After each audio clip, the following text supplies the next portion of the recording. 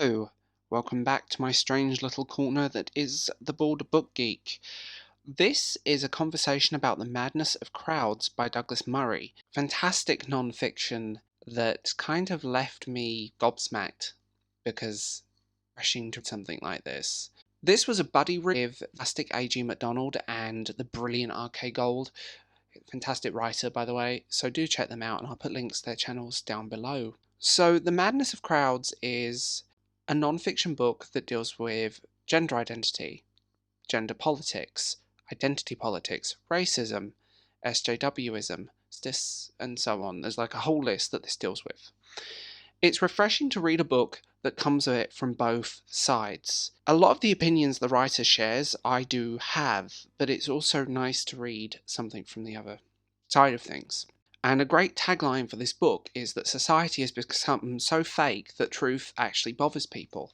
And if you want to read something that is this fantastic, do read it, do go out there. Unlike the very one-sided books of, say, Troll Hunting, which was an absolutely vile piece of work, this presents something that's balanced. Let's go into this.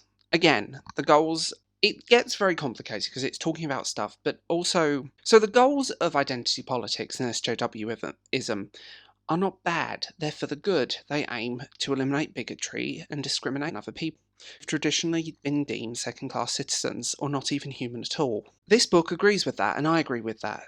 But this book doesn't agree with the tactics, and that's the same here. Usually, the tactics end up backfiring. If you accuse a man of toxic masculinity, at some point people will strike back, and it's probably, be it racism, bigotry, whatever, once you push too far in one direction, people are going to push back, and it devalues the movement that you want to start, the conversations you want to have. This book deals with all of those. I do believe there is many positives to social justice, but I do believe that the way people go about things is wrong. You know, online mobs, hatred, bullying people, shaming people, digging into their lives, spreading rumours that are unfounded. It's not good and it's not healthy. It's not how it should be done. It should be an open discussion. You know, the simple notion that if someone disagrees with you or says no, that you're oppressed is ridiculous. And you're not oppressed. You just prefer people that agree with you. We see it in the book community. The LGBT, the gay section of the book, basically deals with that in a beautiful way. And I'm going to be quite personal here.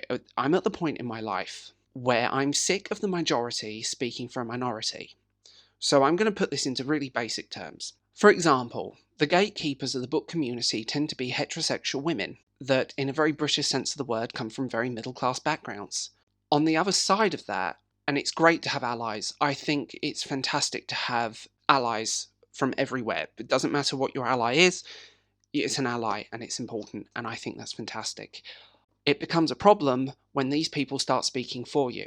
You have a community that bangs on about own voice constantly.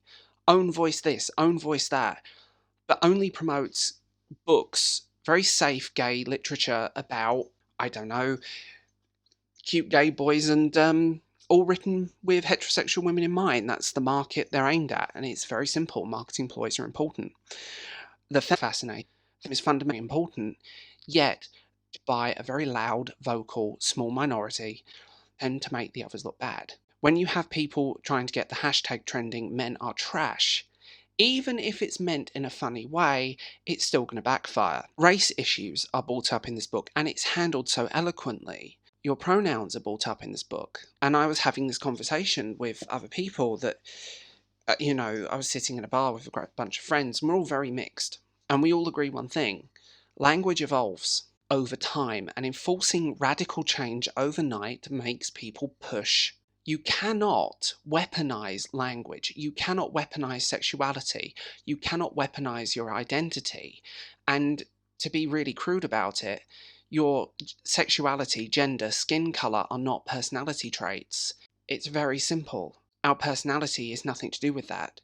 Me liking cock is a very small part of my personality. People were surprised when they found out I was gay, when I just flippantly said it in a video and they made a big deal out of it.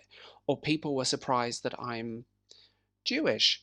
kind of. That's a whole different story, but I have a lot of Jewish heritage and a very Jewish background. You should have met my grandfather. But the strange thing about it is that people instantly latched onto that, and there were a lot of comments, oh my god, it's so great to have a Jewish content creator. What Jewish writers, what Jewish literature, what should we read? I really don't know. Because it's not... It's my humour, I would say that, but it's definitely not my sort of go-to stance. I won't just read people because of their tokenism. You know, oh, this guy's Jewish, I'll have to read his work and give him a good review. Oh, this is written by a transgendered writer, therefore I must give them a guaranteed good review without even reading the book. It doesn't work that way. Your work is judged by its own merit, not the identity of the person creating the work. This book goes into beautiful, eloquent, and strong detail. This book is profound, and it's hard-hitting. I don't necessarily agree with everything in this book. I want to say that. But it's interesting and refreshing to read a voice that is not only talking about both sides. Even the side he doesn't agree with is not a one-sided debate. It's not a one-sided argument. It's not a one-sided discussion like other books that I've mentioned. Troll hunting, like I said before. This book will pack a punch and you will go into it pleasantly surprised. It even talked about the drama over actors, like casting straight actors in gay roles. But the actor's identity is nothing to do with the character they're playing. You want people that can bloody act. You know, it's very simple. If you have a gay man in a film, the actor doesn't need to be gay.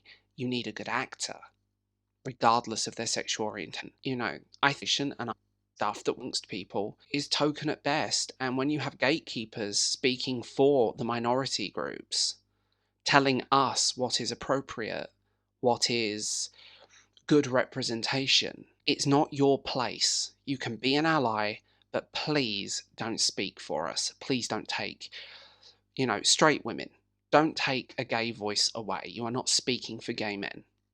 You know, and this goes into that in a far more profound and far deeper level than I am. So, have you read this book? What did you think of it? Will you read it? Because this is easily a 10 out of 10. It's a fantastic book, and you need to read this if you have any interest in this kind of thing. Thank you for my little TED Talk, and I will see you guys later. And as always, like, subscribe, please hit that little bell icon, and see you guys. Bye.